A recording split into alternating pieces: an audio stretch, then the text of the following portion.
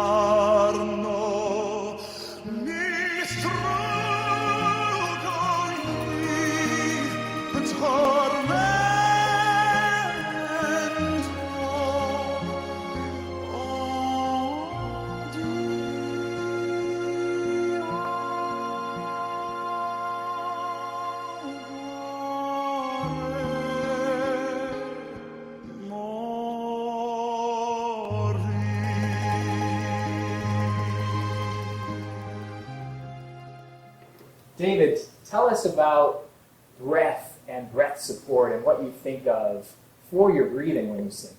I remember Pavarotti saying in an interview one time that breath is the thing that he will always work on until he stops singing. And that has been true for me. Yeah. If that's not working, I mean, that's the engine Yeah. to me. If that's not working, everything else tries to pick up the slack Yeah. and it doesn't work. I think the first thing I do for breathing is on a given day to expand my lungs. Okay. Just try to take deep breaths and exhale and just try to get the feeling of this is singing breathing and Yeah. not just sitting and reading breathing. And just, feeling that kind of expanse, going on. And feeling it not only in my chest, but in my diaphragm, the feeling of my diaphragm lowering. And, Sure. being able to stay there. So that's kind of one of the first things. And your body starts to fill up with oxygen and all that kind of stuff, all that good stuff. The next thing that I'll do this throughout the day. I don't ignore what needs to happen and then start an hour before I'm supposed to. In my experience, when I've had to do that, or when I've just forgotten and not done it, I pay the price for that. So throughout the day, I'll just take those deep breaths like that. Yeah. And then at some point in the middle of the day, after I've just, tried to get in the right frame of mind, I will inhale and then pay attention to my exhale.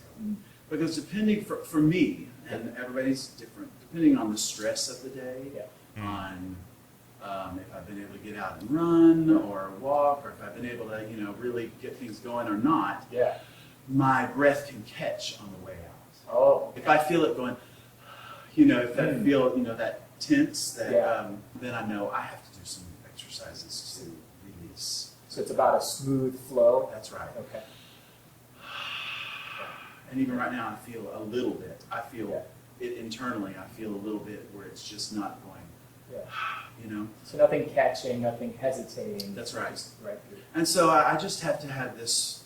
It's interesting that David, who's obviously been singing for a long time, is still doing these techniques, to keep his, as he says, the engine kind of clean and running smoothly. So, and that's that gradual build up through the day if he knows he's got singing, later on or whatever time it is. So it's interesting, how people say, I can't sing, I can't do this. And it's like, well, what kind of techniques are you doing? Are you keeping that engine running? It's interesting to see that somebody that as experienced as David is still doing it, which is very, very interesting. So he's not just kind of cold starting, as you would say, an engine. Very interesting. circular flow that's just easy on the intake, easy on the out. You know, that's usually the next thing I do. And that, a little aside, is usually a part of just trying to get lower the stress in my body, period. That's the bigger section of that. But as far as breath concerned, that's a real important thing for me, because I have to have that going on, you know. Does it change before a performance? Do you feel maybe more anxiety ever, and you have to really connect with that breath, or it's just the same every day for you? You know, everybody's different, and every day is different. There are days that I do that, and I'm like, I'm gold. You know? And there are days that it's like, I just had like 4 bad phone calls, or, you know, whatever it is, you know, that it's usually life stress that makes you kind of tense up. Gotcha. And it also, the other thing that feeds into that is how many days on the road have I been, and is this the 3rd day in a row, and my body is just, you know, trying to go, all right, Yes. fight mode, you know, that kind of thing. You got to get it out of fight mode and be a little bit more relaxed, you know. And oddly enough, what I've learned is that takes work to find that release. Yeah. It's you know, like the results of yoga. I mean, you can't just be like, I'm going to get to the end result. You have to work to tell your body to release these things. Do you do any stretches or yoga for your breathing?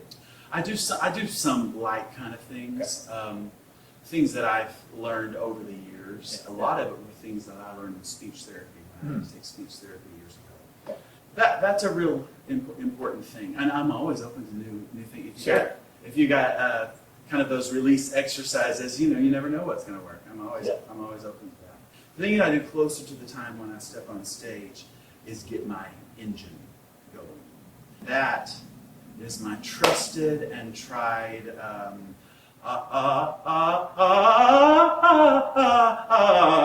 you know, making sure this is making sure that energy's going in there, and so that is what I have to get sometime within an hour and a half before I go, just to make sure that I'm revving that up. If that's not working, I mean, that is just critical to me. My vibrato doesn't work right. I try to manufacture that in a different way. I will, just like what I said before, other mechanisms will try to take over compensate for what that's not doing. So that is kind of my last thing of breath I do. I like that. So it's sort of a staccato H agility exercise. Yes, it's this. So when I first learned to do this, well, first of all, the breath support that I learned was I played trumpet when I was a kid, and everything in trumpet is, you know, you're tightening up, you're pulling in. Singing, the way that I learned, and everybody, you know, you start saying there's a certain way to do things, and people start getting mad. And people can do things so many different ways, but for me, it's a downward pressure, and it's. My teacher, I remember the analogy was, you have this slab of concrete around here that you are pushing down like this. So it's a down and out kind of pressure that creates this stability under everything.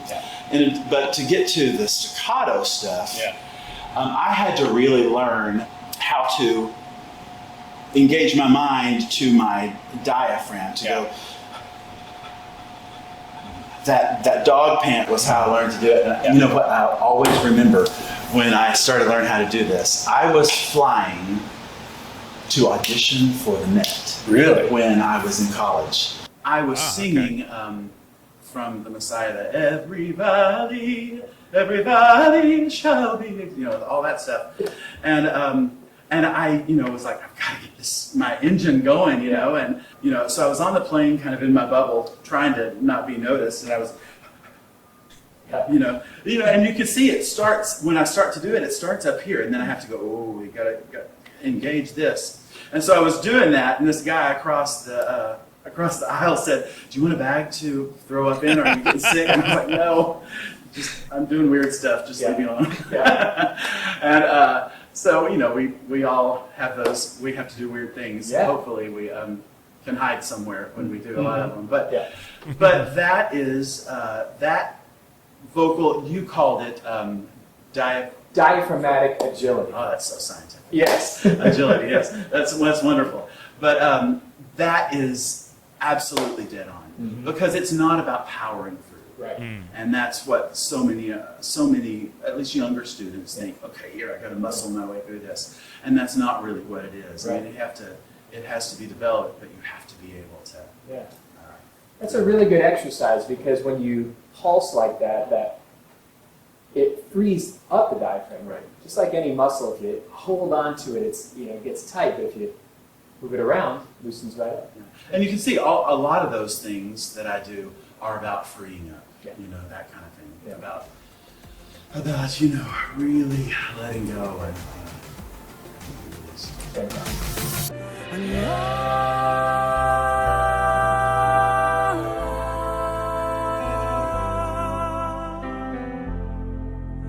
It's just a prayer away. Your love is all I need to face another day. And when someone takes a moment just to show they care, oh, I know you are reaching out to help me from up there.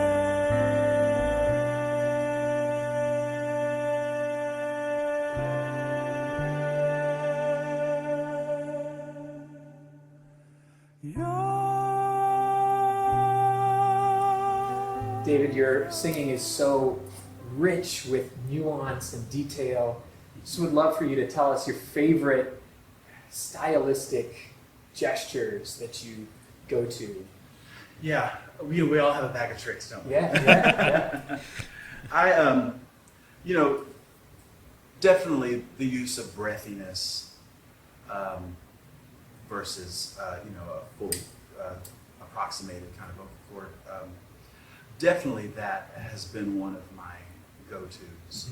And then of course there's runs, but for me, I try to make the decision not to do them too often because I just, once again, and I didn't always do this when I was younger, but now I'm like, is this really helping the message of this song? Because if at a moment that they start thinking about that kind of stuff more than what I'm trying to get across, then I've probably done too much, That's an interesting point, isn't it? When you watch somebody who do runs in music, whoever it is, sometimes you can be kind of listening out for that run. Oh, when are they going to do the run in this? Or when are they going to hit that note that we all know that they hit? Like you said, is that really taken away from that message? And in particular, the music that David does, that's gospel-led, leaning into that message there. Are we really there to watch, to listen to that run, that fancy vocal work, or are we there to get the message? I think that's a good point. If you're taking away from the communication of the actual song you're doing into just tricks and, smoke and mirrors and everything, are you really doing the song any justice? So that's a good point. That's a very interesting point. So that's always my goal as far as vocal techniques. Yeah. Of course, there's different times when I might scoop up to a tone or just, maybe try to make it a little raspier. Oh, yeah. Yeah. That's definitely something in the moment, and all those things build tension. Yeah. To not vocal tension. That's Sure. not what I'm talking about, but tension in the Emotional, in dramatic. The moment. Yeah. Dramatic tension. So definitely. Yodels. I do that a lot, share my life, take me for what I am, 'cause I'll never change all my colors for you. Take my love, I'll never ask for too much. So even in all of that, there's a little bit of vocal fry going on. Definitely the yodel thing. That's a more than a stylistic thing for me. That's a check for me because if I have too much tension and everything's too together, I'm not going to be able to do that properly. So it helps me to share my life, take me for what I am. And then when we get to the chorus, so it's right.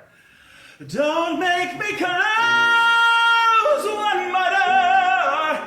I don't want to hurt anymore. Stay in my arms if you dare. So yeah, that's so you use all of those things. You know, there's the vocal fry when it's lighter, and you know, and it's important to use those things. You know, judicially. You know, you got to make a judgment on those, and the airiness, and then when it gets going, you have more closed vocal cords, and to me, that's one. Like I said, the yodel effect. I have that as a check going. Okay, I'm not closing too much here, you know.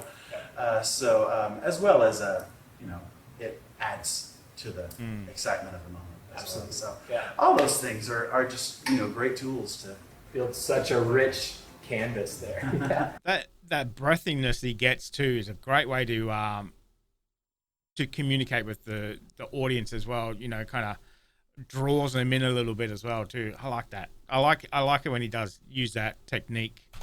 So much contrast in life. I am not afraid to follow you where you lead me. I can leave the past behind me. I'm forgiven and I'm free. So here I am.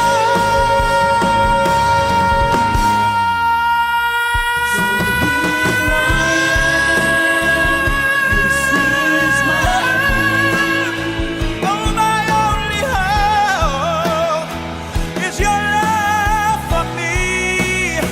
I'm reaching out so desperately.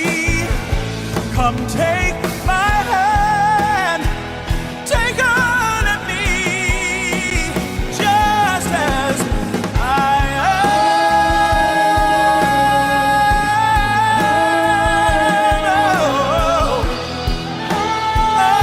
Your love for me, I'm reaching out so desperately. Come take my hand, take hold of me, and just as I am.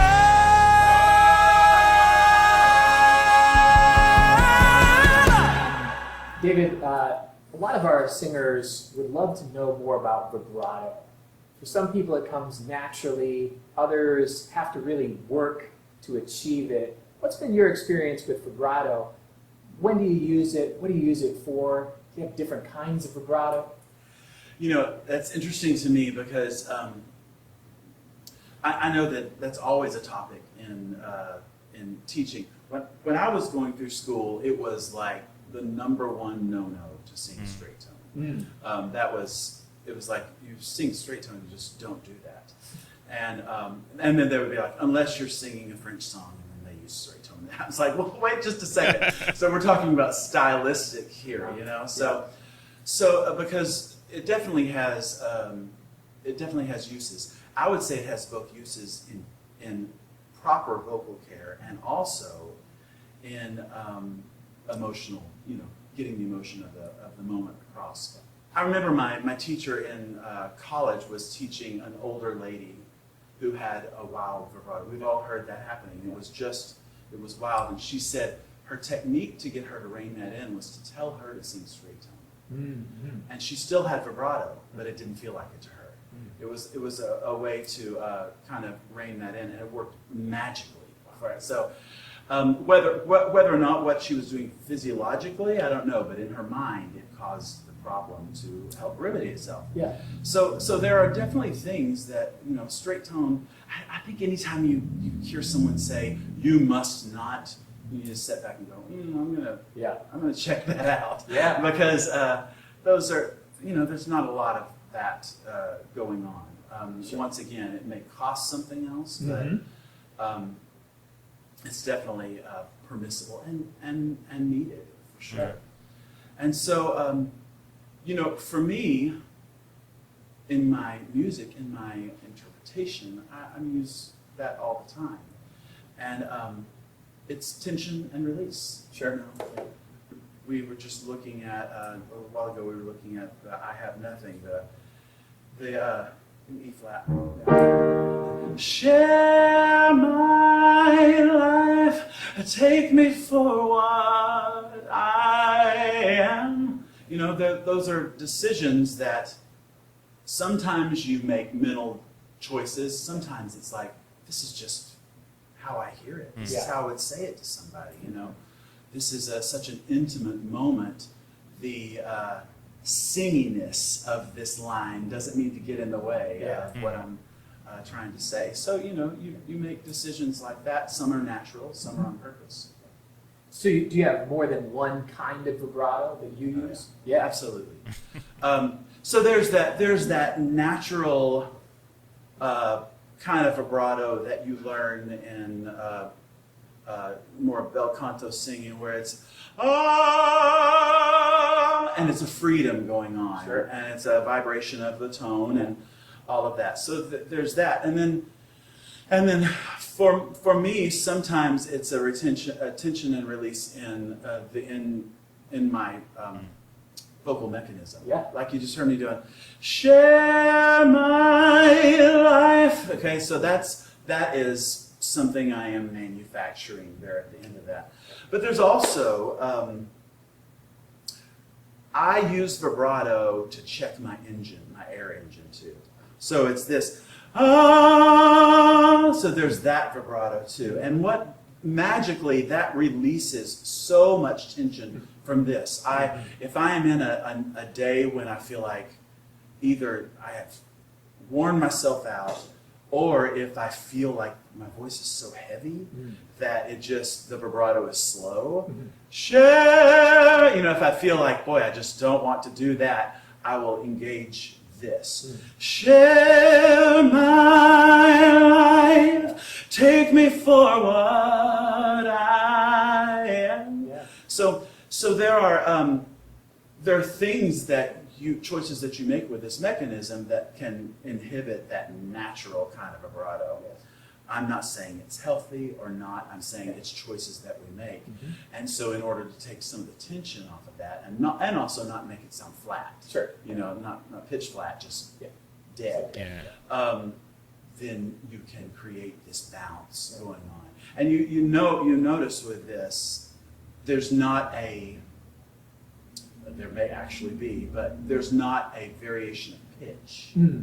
It's energy. Share my life. Instead of share my, there's a difference between those two types of things, and you use those in different moments. What I love is the symmetry here. At the beginning, we talked about breathing, and one of your favorite exercises was a sort of ha exercise.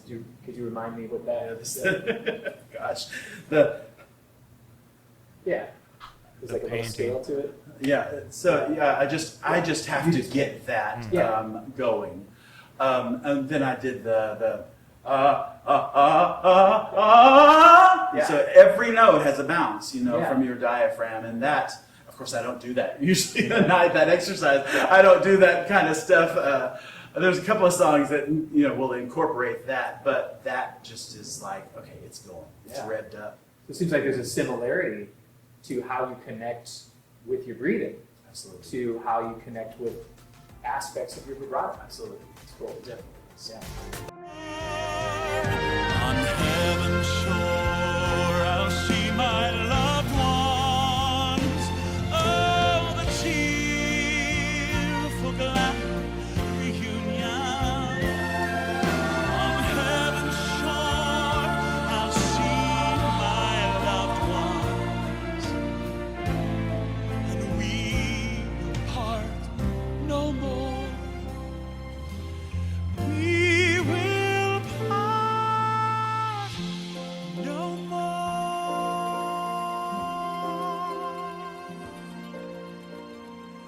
On heaven's shore, I'll see my Savior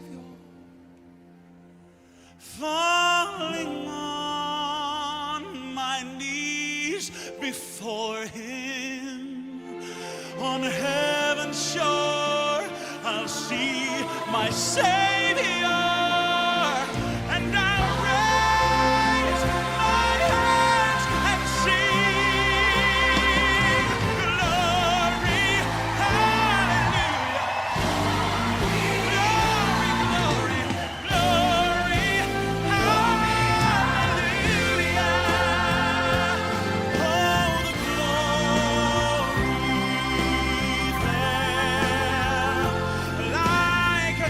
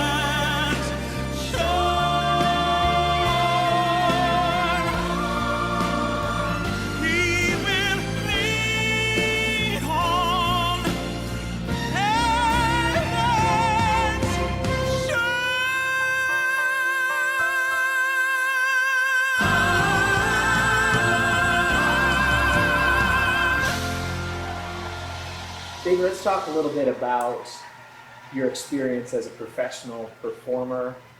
What's been your favorite performance that you can remember doing? My favorite performance. You know what's so? I mean, I have moments where the place was amazing, like singing in the White House was just surreal. I'm talking to myself and going, just walk through it, just finish. Don't think too much about it because it's nerve-wracking. I mean, that was amazing. Singing the O2 in London, those were amazing. The Sydney Opera House was just incredible. So those are, combined, really energetic nights and locations. But Sure. I get excited about what I do every night. I get up there and I go, this is why I love all of the stuff that you have to do what we do. Leads up to that moment for me. And so we've been in little bitty places, small halls where it's been a smaller, more intimate crowd. Where I've walked up and go, that was just an amazing night. So the newness and the energy of it, and feeling like you really connected. That is what keeps feeding me. That's cool. That's cool. Do you have a least favorite performance? When I was in school, I remember my teacher saying, I was singing for a class one time, and she introduced me. She said, "This is my student who will sing the high note no matter what." And she was like, even if he's having trouble with it, if he's sick, he's gonna do it. And those nights when I feel like I'm just having to power through, when I feel like I'm having to calculate a whole lot vocally, those are really hard nights because I'm there to communicate with the audience. And for me to have to, on those nights when I can't get out of myself or out of my technique, those are nights that I walk off and go, oh, man, that was not satisfying. Any night that I feel like that we just didn't do our best, I walk off and I go to where our band is and I say, hey, before I forget it, thank you guys for the night, but we got to make sure that tomorrow let's do this because when barn comes I might forget, so let's make sure we touch on these things because, it wasn't quite right. There was a night on one of the Christmas tour when we had to just take stuff down. And I was so grateful for an amazing band at that point because I was like, guys, it's the second half. I'm shot. That is so defeating to me, and I just, I hate it, and I was so grateful that we were able to do that. And it was just one night. Mm-hmm. You know, one of my mentors, Bill Gaither, who I used to sing with, he used to say, "One night won't make you, and one night won't break you." Mm-hmm. So those are important things to when you put so much weight on what you do, what you're doing in that moment, to remember the perspective of, you know what, this is gonna pass. We'll have a chance again, Lord willing, and we'll get to do this again. I have been chastised before about the mindset of I'm only as good as my last performance. You know? And there's a magic with that, and there's a downside to that as well. You know? Well, a lot of our singers that watch the show, they do put a lot of pressure on themselves. They want to do well. I think any singer wants to do well, but sometimes this can lead to performance anxiety and maybe sometimes stage fright. Do you have any tips for reducing those nerves and coming in really confident and strong? Well, the first tip is be comfortable with your technique. Mm-hmm. Know what you can do, know what you can't do. And eventually try to, before you get on stage, know what's not possible that night. Mm-hmm. Based on, once you start to get this feeling of, you know what, I can feel what's going on, I can't do that tonight. Then you make another call on a set list and change things. Then that alleviates a lot. Just being confident in what your abilities are. Mm-hmm. That alleviates a lot. Also, being confident in who you are as a communicator. Mm-hmm. So there's not this idea of, oh gosh, what if I fumble my words? What if I, if you have to come to a place where if I fumble my words, they probably like that even better. It's, you just have to become comfortable enough in your own skin that if you mess up, you realize everybody messes up, and it only makes you human. And so it's not so much of beforehand going, okay, I've got to calm my nerves. That doesn't work. I'm going to calm my nerves. And it's like, well, if that worked, everybody would do it. It's doing the work ahead of time, so that you're confident when you step out that you know what you can do, what you can't do. You know how you're going to communicate with people, and you kind of have your bases covered on what if this happens? What if the sound goes out? Well, then maybe I'll sing something a cappella. So I think a lot of times that's what stage fright comes from. It's the insecurity in knowing what your capabilities and limitations are. Fantastic stuff. This has been David on performance. I think a good message from that one is about what he was saying about having a good foundation, relying on your techniques in anything you do. It doesn't have to be singing, it doesn't have to be, you could be a teacher, you could be a carpenter, whatever.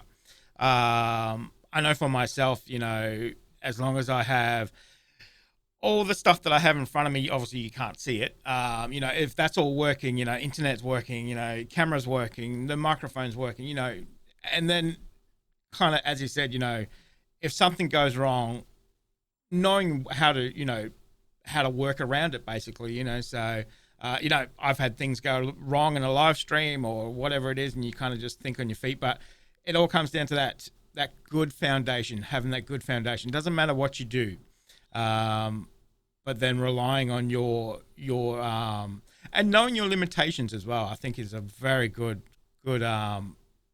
point as well too. So try not to do anything that's you're not able to achieve, at that point. It doesn't mean you can't build up to that. It just means, sticking within your limitations and knowing what that is as well too. So it's some good advice. It doesn't have to be, you don't have to be going on stage. You could just be, as a teacher, whatever, as I said, so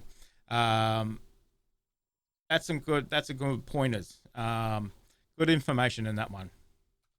Share my life, take me for what I am, 'cause I'll never change all my colors for you. Take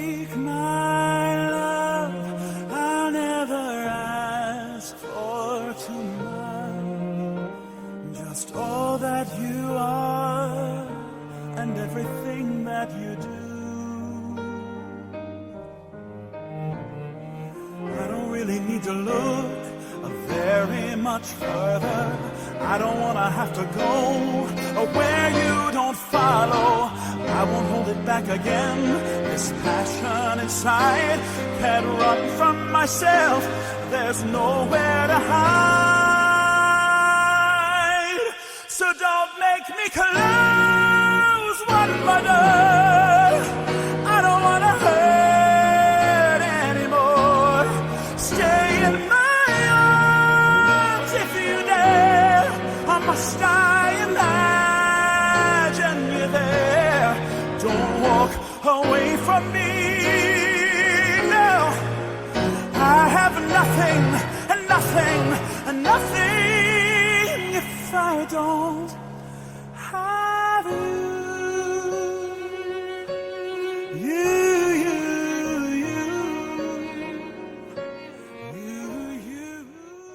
So, David, tell us about belting.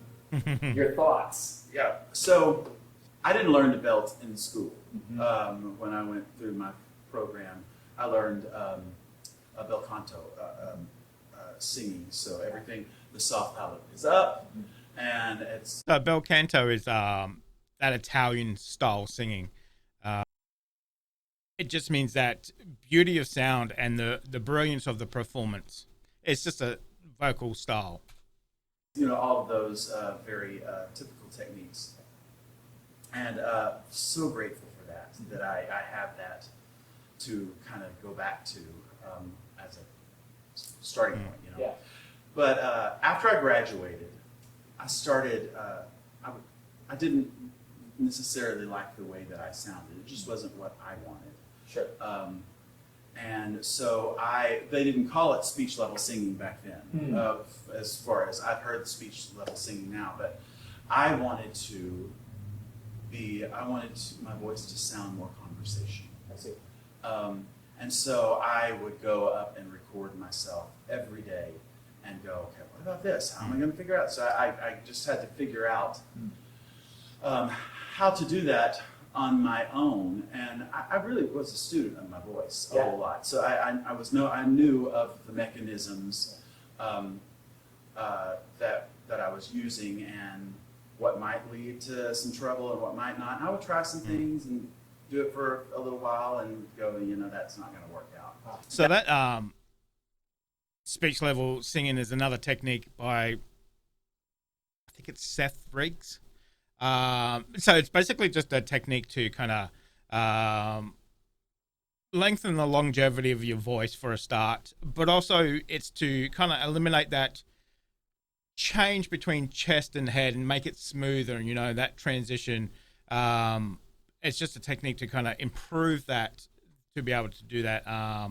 Very popular. I think they called it singing with the stars or singing to the stars or something. I can't remember exactly, but it's a great technique.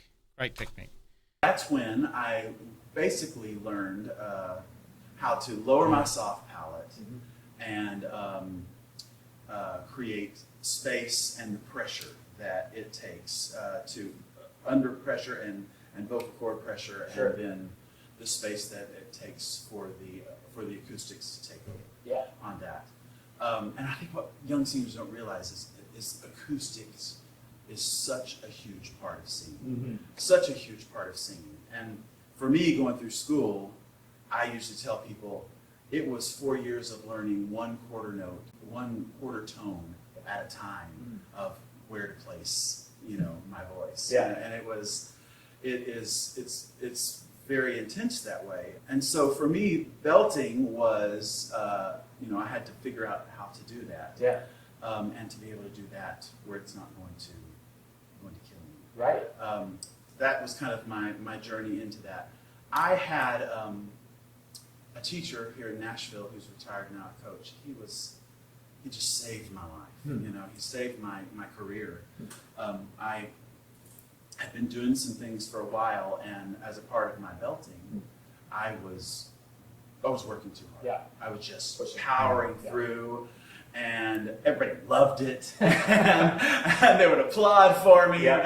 And the next morning, I was talking about this, and I ended up in some vocal trouble. And I went to him and he said, I can give you 5 more years in your career, and that's it. Or you can change, and I will keep you singing as long as, and I was like, I just want change, I want to change, you know? And so I did, and I went into speech therapy, and I learned that from him, and this is so, and I know that this might seem a little bit on a tangent, but it's not, because belting can be very taxing. Yes. It can be the thing for pop singers that it's one of the few things that can just tear you up. Yeah. And you feel like you can do it for a while, and then down the road you're like, oh, this is hurting, you know. Yeah. So he described my voice as a bank account. He said, there isn't anything you can't do. Sure. There isn't, which was not what I was told in school. There were things you just should not do. Yeah. And they said can't. But he said there isn't anything, but realize that everything costs something. Yeah. And at the end of the night, you can't be bankrupt. And so that really freed me up to kind of make sure that I was spending that money, that vocal cash. Yeah, that vocal cash. Yeah. Where I really needed to. So that was kind of my journey there. And you felt that acoustics was something that was a game changer, learning to not push, say, maximum volume, but use your resonance in a different way to save vocal cache?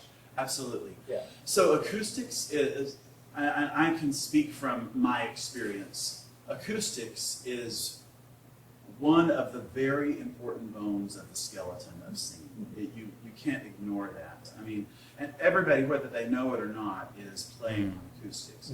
For classical tenors, in order for them to do what they do, they're playing with acoustics. They're manipulating acoustics. If we just listen to it, and you know so much more about this, but I'll tell you what I know and how it's led me to where I am, good or bad. But if you were to put a microphone right over the top of your vocal cords, it would sound like a lawnmower. Yeah. It's not pretty at all. Right. Everything above is what you're playing with acoustics. So I always kind of like, you know, when you're in the shower and you're singing and you find that one note that's like, that's so great. It's compressed perfectly. It's ringing, you know, all that kind of stuff. That's the job of a vocal student to figure out for each note, how do I modify the acoustics from here to here so that it reinforces those tones, so that I can work less and let the acoustics do all of the other stuff. So that's what I had to figure out for belting. How do I do that?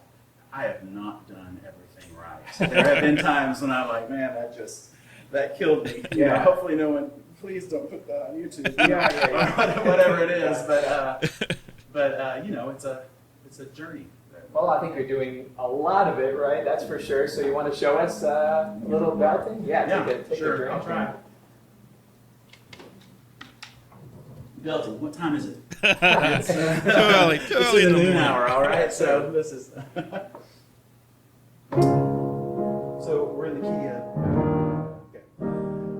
See over there, there's a mansion, oh, that's prepared just for me, where I will live with my Savior eternally,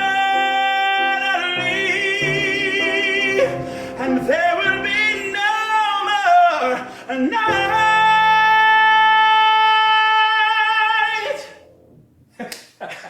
I did it earlier today. Now, so it is, when you start to find that pathway through to that, you can feel the doors kind of swing open and go, okay, that's the one. And if you don't do it right, you can feel it not, you know. That's the one. Do that. That's the one. My goodness. Wow. Yeah. So, and you probably know this too. I mean, and people who could see what was going on there. I am an anaconda at that point. I am just open wide up and trying to create all this space. I hear the whole universe there, you know, the pharynx, the nasal resonance, the mouth space, it's all perfectly tuned. It's incredible. Well, How about? Ma il mio mistero è chiuso in me. Il nome mio nessun saprà, no, no, sulla tua bocca lo dirò quando la luce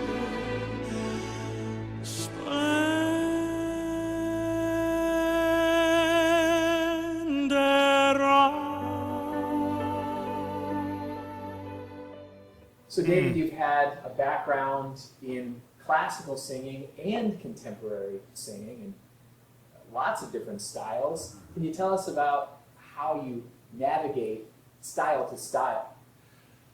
yes. So first of all, I always when I think about stylistically where I am, I'm really a stylist. Mhm. That's really the category that I would fall into. And I heard Linda Ronstadt say, Okay. she said, "I never sang anything as a professional that I didn't hear when I was a kid." And I thought, well, that is very true. And my family listened very eclectically. Wow. I would say, you know, my parents had season tickets to the opera, but we never missed Dolly Parton when she came to town. and you know, everything in between. I loved Journey, and Yeah. I listened to a lot of contemporary Christian music back then. So all of that has made me who I am and gives.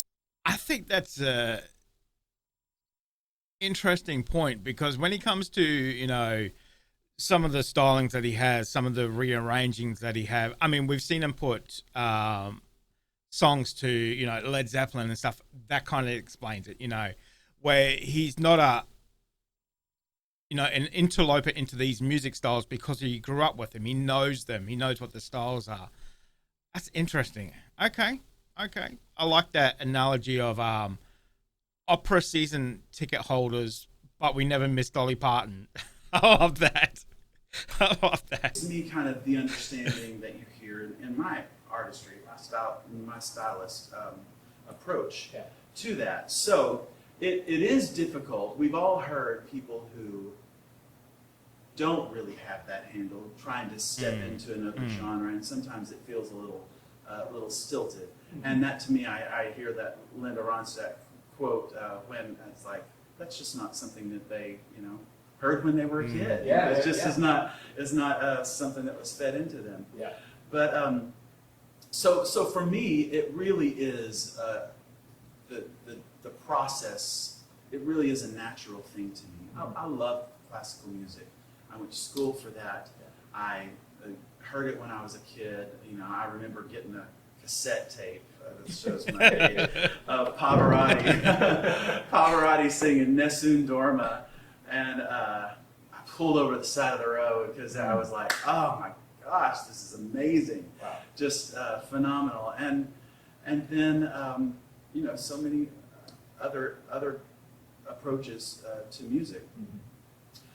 The bottom line here is that we're trying to communicate something. And I think that's so important for people who are working on technique and trying to make their way through for contemporary or mixing genres already. What are you, the end result has to be that you're communicating something. And for me, that's why I went into more of a conversational tone in the first place, is that it helped me to be able to communicate an idea. So if it works for that, then by all means do it. But Sure. if it doesn't, don't just do it just because you can. Like, you know, there are different techniques that you have to incorporate in order to do that, in order to be viable in contemporary music, and then be able to pull off the mixed singing that classical music is more known for. Sure. So one of the techniques that I learned early on, especially after I mentioned earlier my teacher who said, you can do anything, it just will cost you different things, is how to make my voice, which is natural, which my vocal cords naturally approximate more. You can hear it in my speaking voice. But how do I get that airy tone? And so I learned early on how to hold my vocal cords open in order to communicate an idea a little bit better. Yeah. Because I don't always want something communicated like this. Right. Yeah. Sometimes I want things communicated like this. Right. And that's mirrored in the way that I would sing it. So that's interesting. Everything he's kind of saying in this about the conversational approach to music, you know, making something more accessible to the public, you know, people who may not have grown up with classical music or may not have grown up with Led Zeppelin or, you know, for example. So how do you make that music more accessible? And what he said about it all comes down to communication. What we say every Monday when we do a dose of David, you know, or Sunday, wherever you are, you know, it's about that communicating, getting that message across. I think he summed it up there perfectly. You know, it's about making music accessible. It doesn't matter if you listen to classical music and that's all you listen to, or, you know, whatever it is. It's about making music accessible for everybody, making it, you know, approachable for everybody too. So it doesn't matter what kind of genre you're in, you'll get snobs everywhere, you know, so the purists and whatever else. It's not about that. It's about making music for everybody.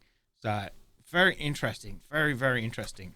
We were just looking at America the Beautiful, God Bless, that I have recorded, and it starts in C, I think. So at the beginning of that, oh, beautiful for spacious skies, for amber waves of gray.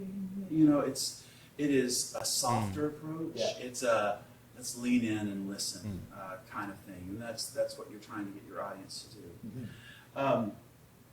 And then as it gets more into the involvement, into the energy and emotion of it, America, America, you know, that kind of stuff. So vocal cords are approximating more, and I'm letting less air through, and I'm more intense, you know, and that is only reflective of the way that I'm trying to communicate the idea of that. And then as things grow and get bigger, and I would go through probably a belting register, and then at some point, when I mentioned to you earlier, when I hit like a B and above, you can ask me to do it different ways, but I'm going to mix. It comes out how it comes out. That's it. I mean, there's only a couple of times when I have belted up to like a C.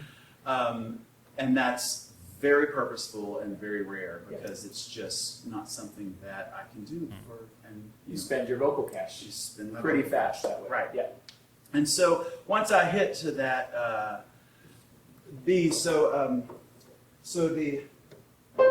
actually this one ends in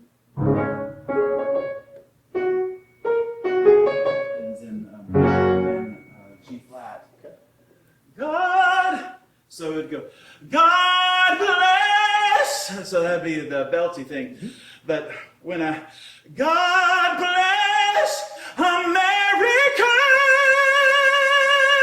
you know, that thing, there's no like, should I belt this or should I do this? What it is. That's the way that I hit the note, you know? And part of my journey has been, how do I combine these things? Yeah.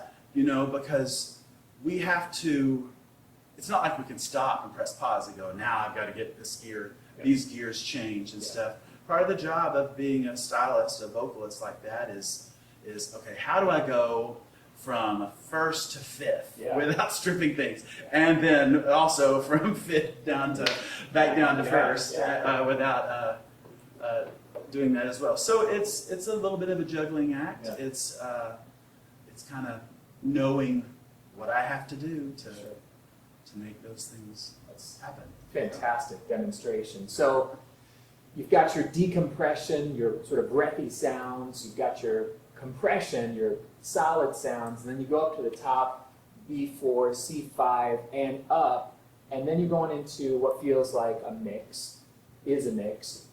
Did you learn that more from your classical days or your contemporary days, or both? Classical days Classical. is where I learned to mix. And and I'll say, first of all, that is what I fought. If I'm having a bad night, if I have gotten sick, doing what we do, I've had to go out with pneumonia and sing a concert before, God bless the classical singers who go, I have a tickle in my throat tonight, I'm taking it off. Yeah. Because that's not been the world that I have lived in. But I've had to go out and sing with pneumonia before, and at that point I go, this is going to be all that tonight. I am going back to that training that taught me how to do all of those things that tax the voice less. Yeah. I am not going to withdraw much from my vocal cache that night because there's not as much to spend. Yeah. So that's what I kind of fall back on. No, ti leggo a notte tramontate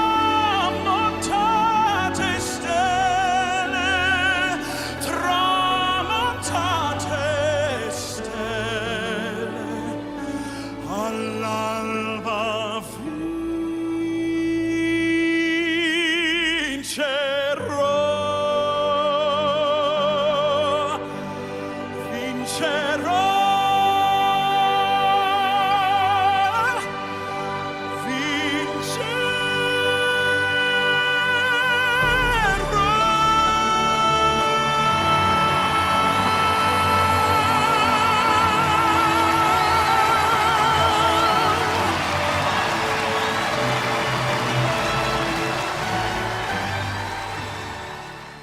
So I came from a singing family.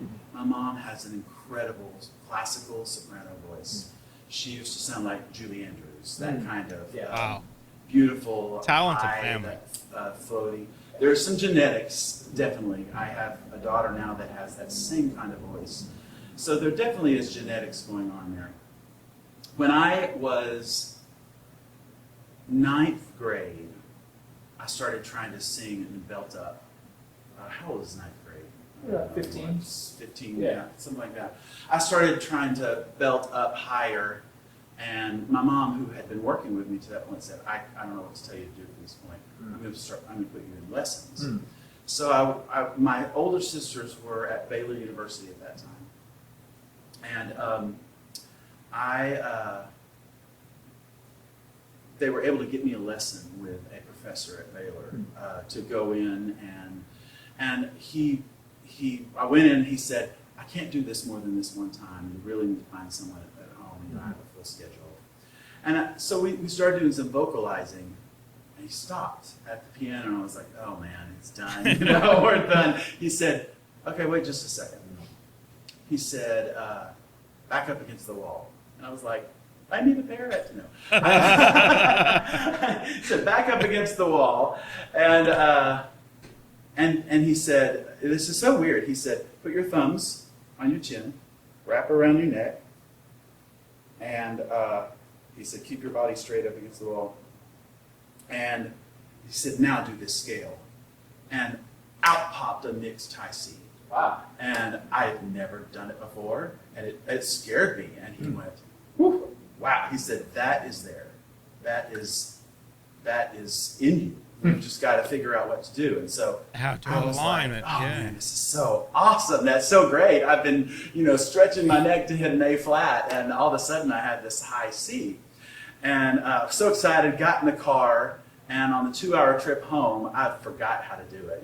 I was just like, I can't figure this out. It was like, math. It was really very technical. Yes. And so I took lessons from him for a while. He said, come back in a couple of weeks. Okay. I was like, yes. So you changed your mind. He wanted to have and he was, instrumental and for me in learning how to get through the door into that mixed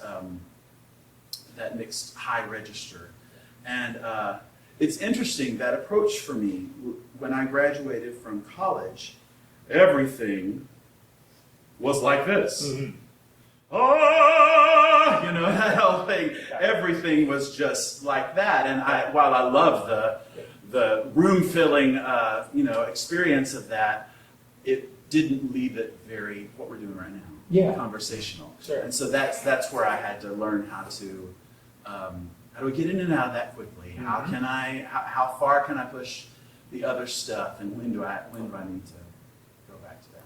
I've had a lot of folks that sing classically or teach classically, and they have a bit of a fear that if their students sing some of the contemporary music, they'll lose their classical voice. Have you felt that it has impacted actually your classical singing to have more of a crossover approach?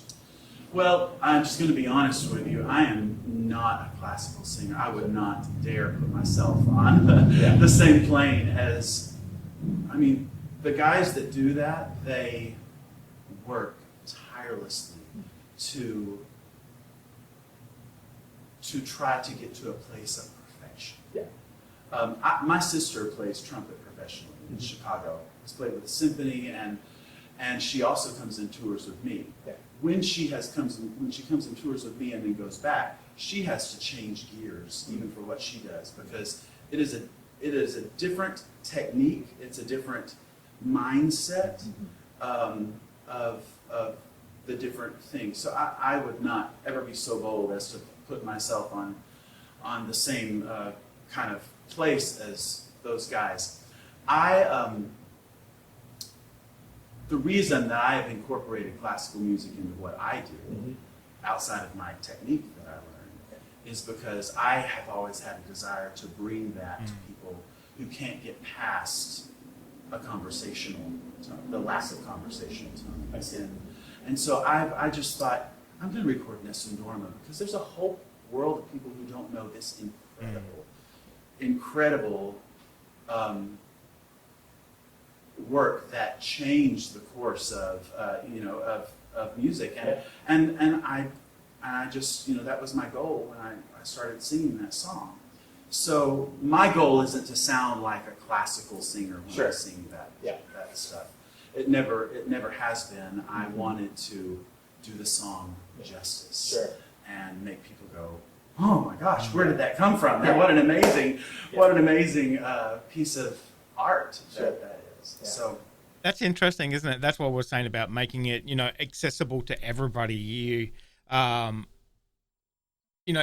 He said quite plainly that he's not a classical singer. He doesn't pretend to be. He doesn't want to hit it like Pavarotti does. He wants to present it in a way that you go, oh, what is that piece of art? Let me go check it out. Let me go explore this other type of music that I've never heard before or never had access to, because I've always been put off. It's very, very interesting, because I know you see some of the comments on some of his songs where he does the classical. It's like, oh, he's not a classical singer. He doesn't hit this, and he doesn't do this, and he doesn't have that. It's like, quite plainly, he's saying he's not trying to do that. He's just trying to say, hey, look, there's this other type of music out here. This is an example of it. If you want to go away and have a look at it in further detail, it's up to you. But it's making it accessible to everybody. I really like that. That's what we try to do here on this channel, trying to make, expand your musical horizons. That's what it's all about. Music is for everybody. Doesn't matter what type of music, might not be your type of music. Give it a listen. You never know. You never know what you might like. So, yeah, I forgot the question you asked. Oh, that's fine. We could maybe even call it your more legit voice versus pop voice. When you go to your pop voice, your legit voice, does it improve actually by having done the pop sounds, or does it make it more difficult? No, I will say, no, my legit voice is a tension release. Okay, yeah. It really is a tension release. Mm-hmm. There is innate tension in contemporary music. Yeah. It's part of the style. legit is all about singing in that stylistically and that, and about singing with the perfection of technique. Mm-hmm. And so when anytime, even like what we just did just a second ago, God Bless America, you have this belting, which is just, there's this tension in it, and then all of a sudden it releases, and it's this kind of moment. Well, that's what that is. Now, as far as whether it has made it harder or more difficult or easier, once again, I would say probably if I had stayed in classical music my whole life, I would be able to do that a lot better and a lot cleaner. Mm-hmm. But that has not been my goal. Very good. Even the wind and the waves obey. Why can't I? Why can't I? Where is my faith? Is it lost at sea? Lord, help me be like the wind and the waves. Lord, save me from my unbelief. Save me, save me. And the waves obey. Why can't I? Why can't I? Oh, where is my faith? Is it lost at sea? Lord, help me be like the wind and the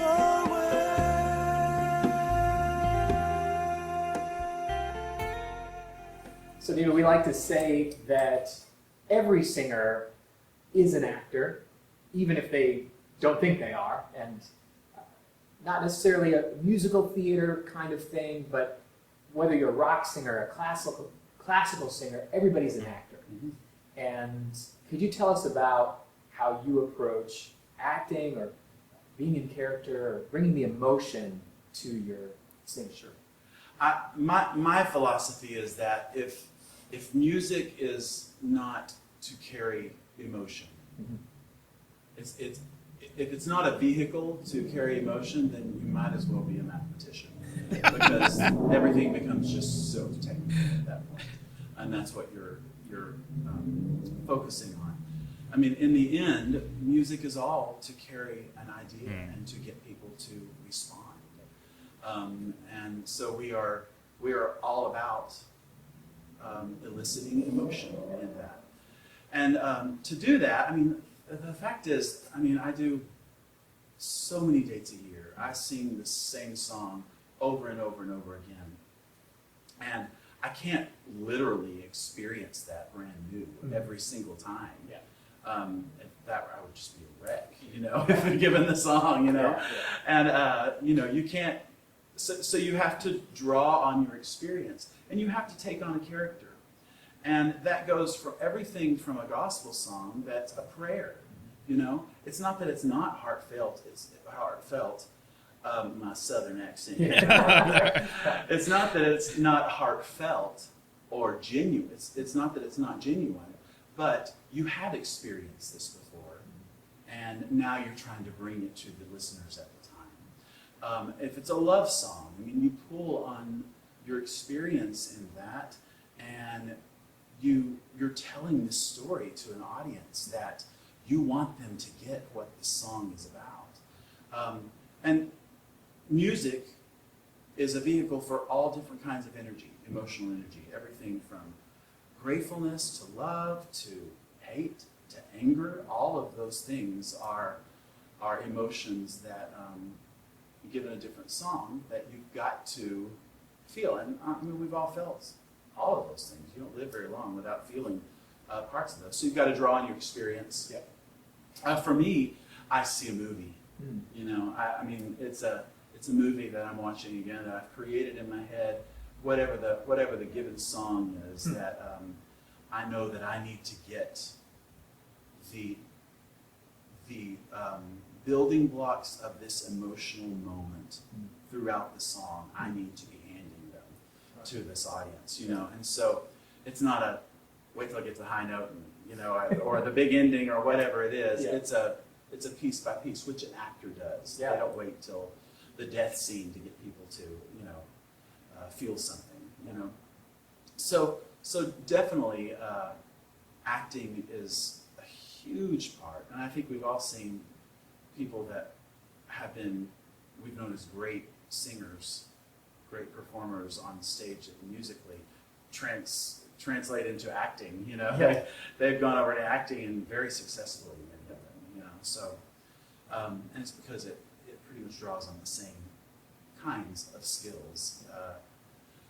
So definitely that is a part, you know, whether it's a song like, your love is just a prayer away, you know, I have to remind myself of how it was in that moment for me, that song means something.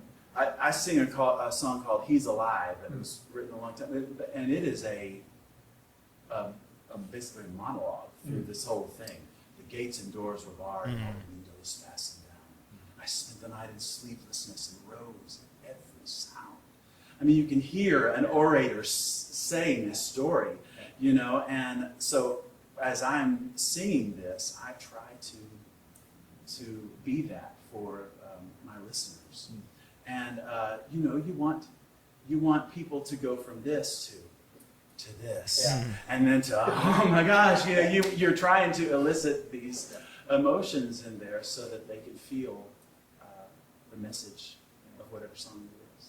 And so you've got that movie that's already pre-planned, and so sometimes you are feeling those things, and then sometimes you can rely on that story, that movie. Yeah, I mean, the truth is, you know, we all have days where it just was a bad day. Yeah. And you get out there, and we're not machines. Yeah. You know, we have a job to do, and so we, as professionals, we have to figure out how am I going to become this, you know, and I know people who that process has harmed, you know, but they've had to do it so much that they took on this other personality that was their staged persona, that was totally disconnected from their real life, that was in shambles at a certain time. Yeah. And so you really have to go into it with the right mindset that the reason that you're doing this is because there are people there that night that bought a ticket, and they're precious to us. And we need to tell them a story that might inspire them, might encourage them, lift them up, enrich their lives, and so you have to have the focus. Amen to that. I remember what we thought love was, and we were so wrong. We were so wrong. I was so sure it was enough that you were mine, but now I know true love must stand the test of time.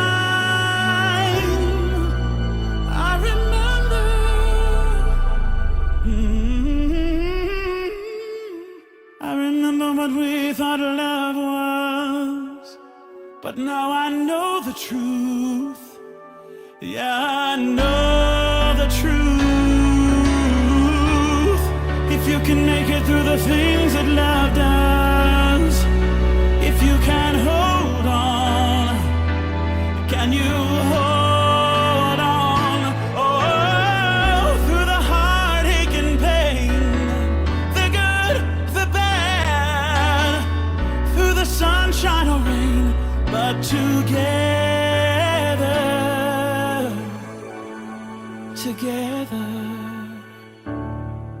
I remember what we thought love was, and we were so wrong. It was so much more. David, tell us about your thoughts on nasal resonance. I know this is a huge topic for voice teachers and singers, and there's a lot of different opinions out there. What has been your experience and practice with the use of nasal resonance? Well, I'll speak into my experience, and that any resonator above here is not off limits. Mm-hmm. Yeah. And so it's part of the spectrum of sound that we hear at any moment, but it's just to degrees. Yeah. And so I use nasal resonance, especially in my warm-up, because part of my work that I do, especially when I'm on the road, the second, third, fourth night, if that's the case, is thinning out my vocal cords. Mm-hmm. Because just like anything else, when you run on your feet, the next day they're going to be a little swollen, you know. So you've got to thin your vocal cords out. And the best way that I've found to do that is with that ming, ming, ming, ming, ming, and that's putting everything right here. And what that is doing, that ming, ming, ming, ming, ming, and you do it to where you can feel it resonating right here. You can just feel it vibrating.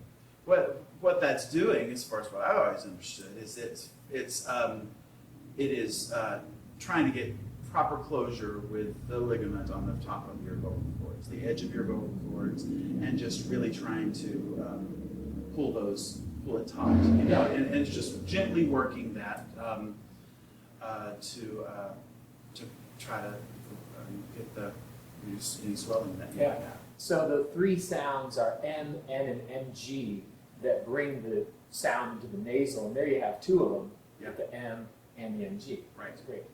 And that's the one I've always done, and that's been a very useful tool to me to try to throughout the day. If I wake up and I'm like, oh my gosh, no, I feel like a bass today, you know, that kind of thing. So, getting all that swelling and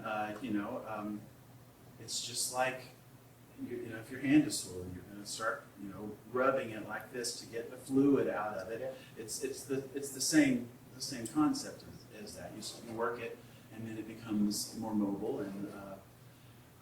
And one thing you don't do is this. Yeah. You don't do this, and that is what if someone's feeling their vocal cords are swollen or whatever they attribute to that, you can't scream through it and expect things to be okay past that. So it's a gentle process that you go through. So you use it to thin things out, makes it feel more flexible, more easy. Right. Yes. Absolutely. And so nasal resonance as a part of my warm-up, that is one thing. But it's undeniably a part of my singing, and it's a part of classical singing to a degree, and all the way to rock singing or whatever you would put on the other end of the spectrum of that. So there's a vocal technique kind of thing that helps you achieve a certain kind of sound, and then there's also how do you want to communicate the line you're singing. Sure. Sometimes it's just that you want it to be more nasal, that it feels appropriate in the moment. Yeah. And there is more pressure necessarily, as opposed to when you are in a full acoustic environment in here, and letting the acoustics do all of the work that you can. There is more pressure on the vocal mechanism, but once again, you've got to decide what you're going to spend your vocal cash on. Sure. Yeah. I love that. You coined that phrase, vocal cash. Vocal cash. Yeah. Turn your cheek when you wanna fight. Sell all you have and lay down your life. And when hope is gone, you're the one who keeps holding on.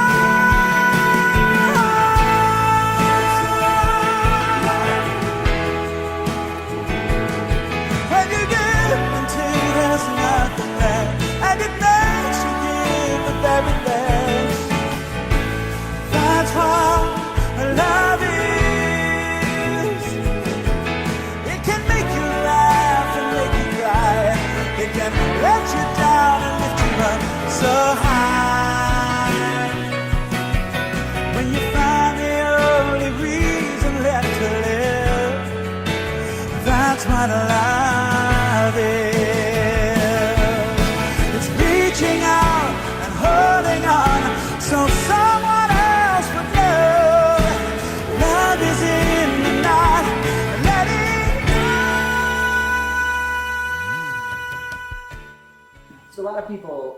mistake nasal resonance for sort of these bright, kind of forward sounds, really twangy kind of sounds, but in your experience, you're able to add the nasal and then create space so that it's not necessarily bright and piercing, but it's really warm and open while including the nasal. Right. So we've all heard singers that Yeah. hello my baby. You know, we've all heard the singers that do that. Yeah. And for most of us, that's not a real pleasing tone.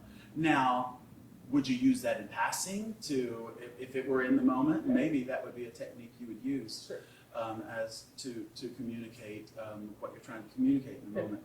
But even on the big high stuff. So as I said earlier, when I learned to sing to mix, everything was back in space, and it was the only way I could get to it. I appreciate that so much.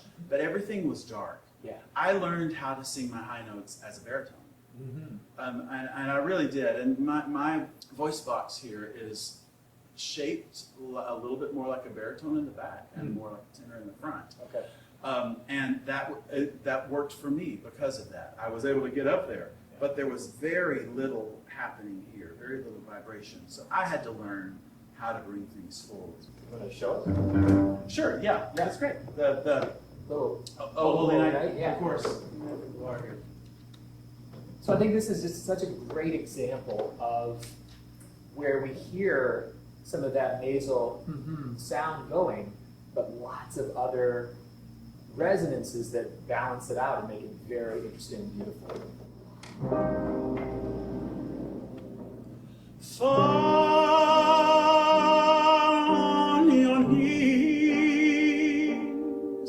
or hear the angel voices, oh night divine, oh night when Christ was born, oh night divine.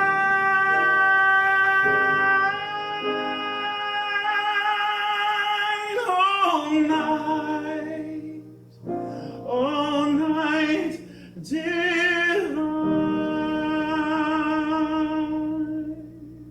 You can add as much space behind that as you're able to, or as you want to color in the moment. And it's just, all of these things, wherever you are in the register, there are calculations to be made as you're learning. You can't just jump into a nasal tone when you're belting. You've got to figure out in your practice before you get on stage, how much air do I need? How much closer do I need? In order to do this kind of tone, how much of each of those elements? And so it's not, we don't want that tone, but with the right mix and with the right elements that can make the tone that you're going after, it becomes doable. Absolutely. The only time when I would remove the nasal resonance is when I'm purposely trying to sound like it is without it. So if it's like, when I'm right on the vocal cords, everything's airy, there's not as much vocal nasal resonance as there is in that. And I would argue that what I just did could be more damaging than using nasal resonance. All of it has to be done and calculated. Yeah, I think the understanding that the nasal resonance is therapeutic, both in practice and in performance, is such a huge takeaway. That is something that makes the voice function more easily and effortlessly. And I think for all of us, we should probably err on the side of using it more often than not. So I'm gonna love my neighbor, I'm gonna love my wife, wrap my arms around my children, and dream with them each night. Thank God for all the good things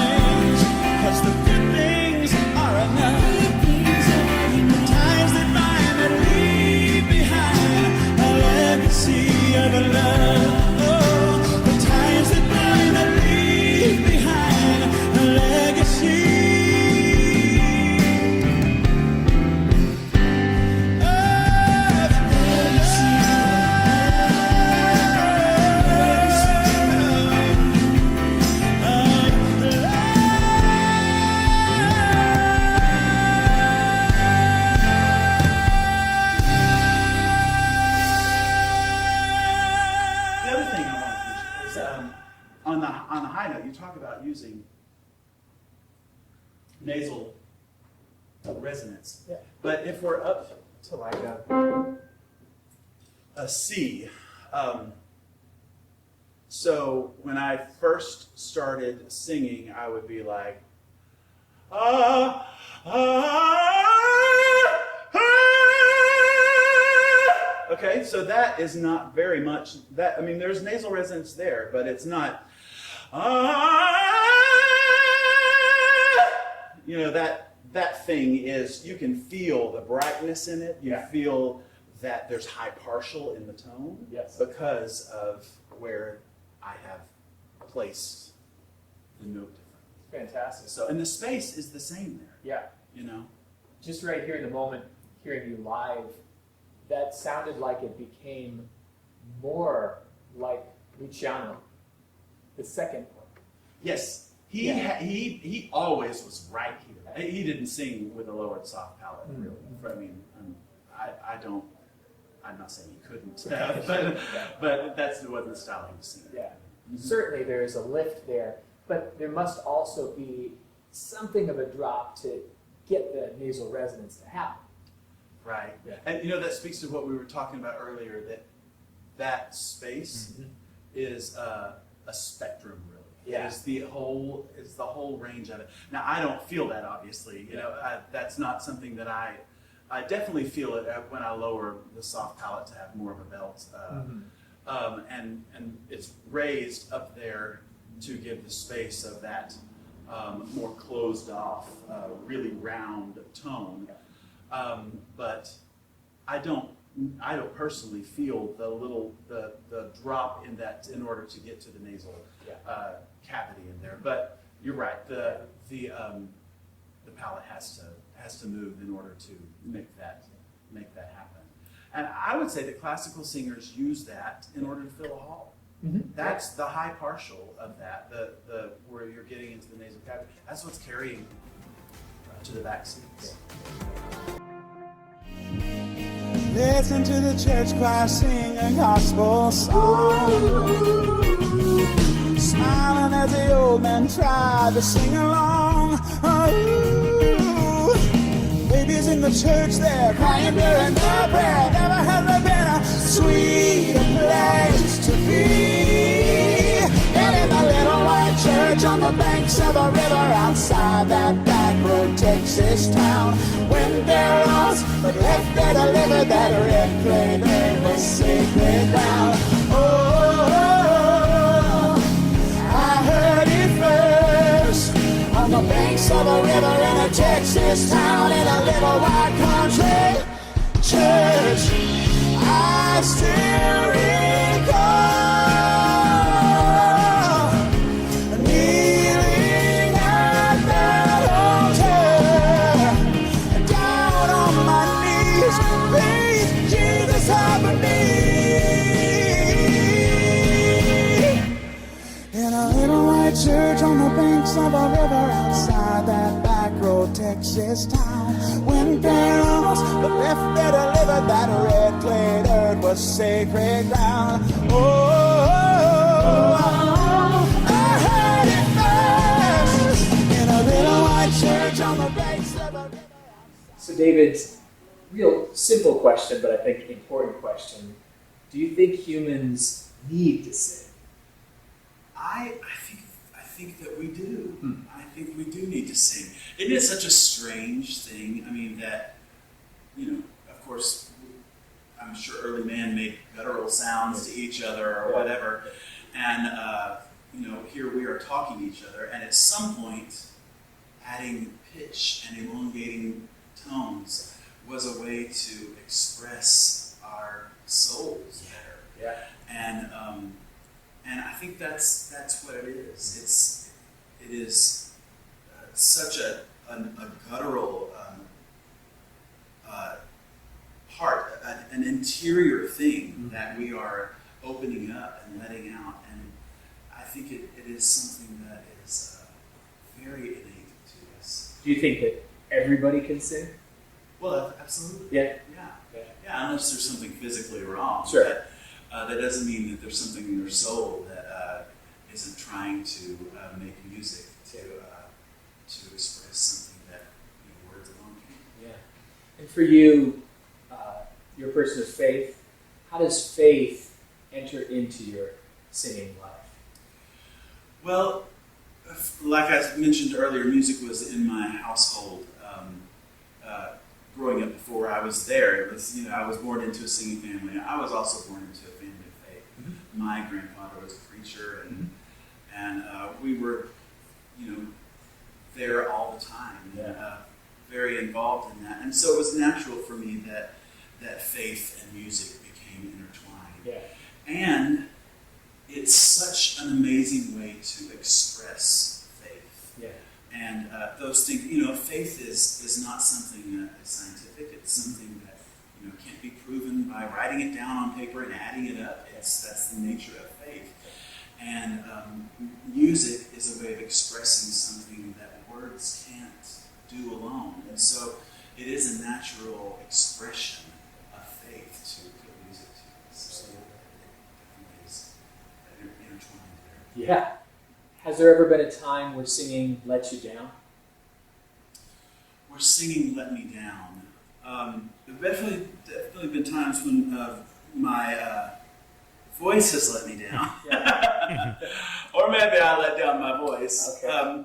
But as far as singing let me down, well, explain what you mean by it.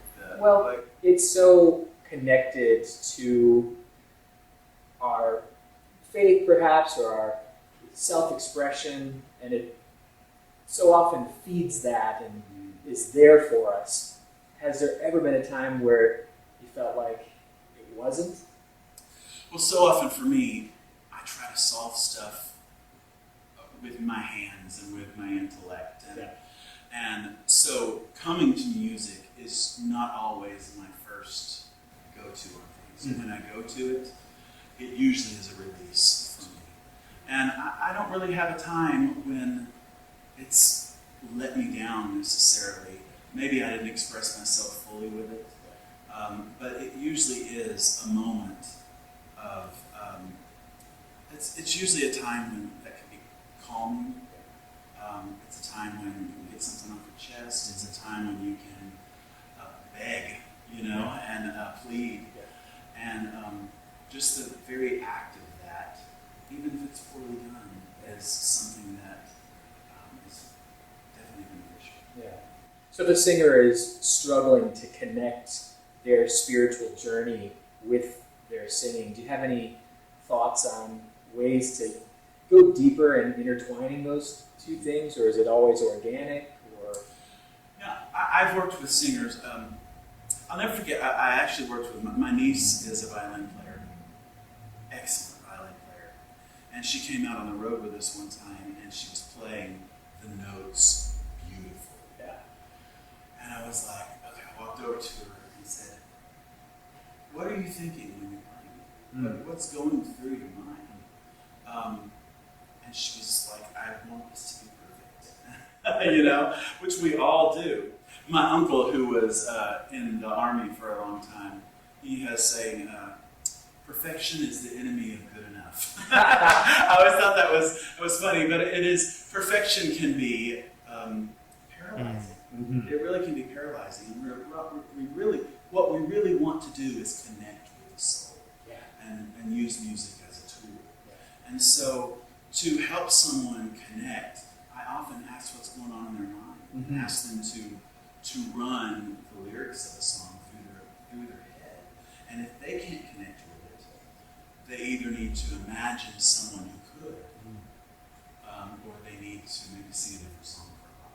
I had a vocal instructor tell me at one point, "You need to sing a different song. I'm not going to make this off limits, but this just isn't where you are." Yeah. And I appreciate it. Yeah. Just have one last question for you. Our sort of motto at New York Vocal Coaching is make a joyful noise. What does that phrase, make a joyful noise, mean to you? Well, I think music is, man, it's a joyful noise. It really is. And what a time what a way to express your love for someone, your feelings for them. What a way to express your love for God, your Savior, or your need. Those are all expressions, yearnings of our soul, and to let that out is absolutely joyful. Not only that for yourself, but also for people who are sitting in the audience going, "That's exactly how." Yeah. I mean, what better way to connect with people? And I think we can all agree, this is a time in the world where we need to come together. Yeah. We need unity. We need to remind ourselves that we are all human beings. Our DNA is, the differences in our DNA is minuscule, absolutely minuscule. We are so very much the same.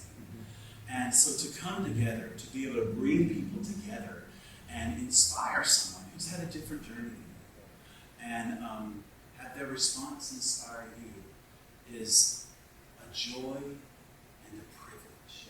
Absolutely. Well, I want to thank you so much for all of the inspiration and for sharing your talents, your wisdom, your time with us. It's been such an honor to have the great David Phelps with us, so thank you again. Thank you. It's been my joy.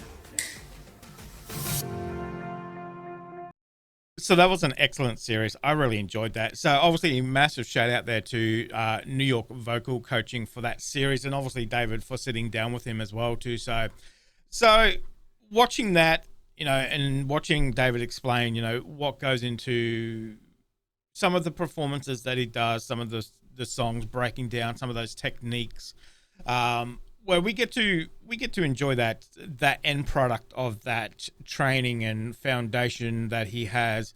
We listen to a song and we say, "Oh my God, that is such a great song," but we know what goes into, getting that song out, barn bashes and all that kind of stuff. But you kind of sometimes forget about all that training before all of that as well too, so, all that, those numerous years, sometimes decades of training, getting that solid foundation where, he's able to rely on that all the time, come back to that training and everything, gets him through the performances. So it's a little insight into, everything that David thinks about his performances as well too, so how he kind of reflect on some of those performances he's had. He couldn't really pinpoint a really bad performance or a really good performance. It's more like, I just want to go out there and give my best for the audience to be able to communicate. That's what it comes down to. As he said, it's the communication about that song, that message in that song, eliciting that response from the listener. So, and that all comes down to being an actor, being, all those different things that, they were touching on as well. It might not be as much as, musical theater, and it might not be as much as, an actual actor, but it's somewhere in the middle where, you're doing this performance, you're communicating, and it's a lot of work. It's a lot of work. And as fans, we get to enjoy all of that combination of that work in concerts that we go to, or, our, weekly dose of David Phelps, we get to enjoy that. Sometimes it's about reflecting on that, all that sacrifices that go beforehand, for us to enjoy that. So, I think sometimes we kind of take that for granted, and so, and then, hearing this series where, sometimes he's not having the perfect day, whatever it is, going out and singing sick and whatever, but just appreciating, that somebody is giving up, their time to do this, even though he's professional and that's his job and everything else. But, there is still some sacrifices that go along with that. So this was an excellent series. This is an excellent series into some of those, as he said, bag of tricks that they have, to go into singing, touching on things like his training as a bel canto in school, and, learning that classical style of singing to, you know, employing different techniques like the speech level singing and using your nasal resonance, and just, you know, even, you know, breaking it down even further into, you know, the position of your soft palate and everything. You know, you touch your inside of your mouth, right at the back is your soft palate, you know, where it can kind of open up and close and everything else, depending on the sound that you're producing. So it's a lot of moving parts that go into producing this wonderful, wonderful voice that we call David Phelps, which we absolutely love, So I found that fascinating. I found that I was riveted, absolutely riveted. And the way that, you know, David expresses, you know, there was touch of moments, you know, where he expressed, you know, that, that appreciation for the audience as well too. So I thought that was very nice as well too. So, and obviously touching on his faith as well, you know, I like that point he said about, as we know, we've seen pictures and everything else about, you know, sometimes he works things through with his hands, you know, his intellect, you know, we know he builds stuff and whatever else around the farm and stuff. I like that where, you know, he's using that music as a release as well, release of that tension. So the music is not always the first place he goes, but, you know, he'll end up there with, in the end. So I like that. So he's got more going on than just the music. So, but this is a very fascinating series. So again, as I said, you know, thank you to Leanne for sponsoring this. This is a fantastic choice. So I really enjoyed that. I think when we go looking forward, moving forward, I think appreciation for what David does, you know, our, you know, weekly dose of David Phelps, you know, having this in the back of our mind and thinking, okay, we're watching this performance, but it's all of these moving parts again that go into this one performance. So we can enjoy that music, we can enjoy the message that we normally get, but we also have to enjoy everything that David has done in the past to get to this point. I think that's fascinating. You know, I think that's really fascinating. So guys, thank you very much for joining me today. Hopefully you did enjoy that. Again, a massive shout out to Leanne for sponsoring this series. That was extremely enjoyable. I enjoyed that. So guys, thank you very much. Make sure you stay safe, and I'll definitely see you in the next reaction video.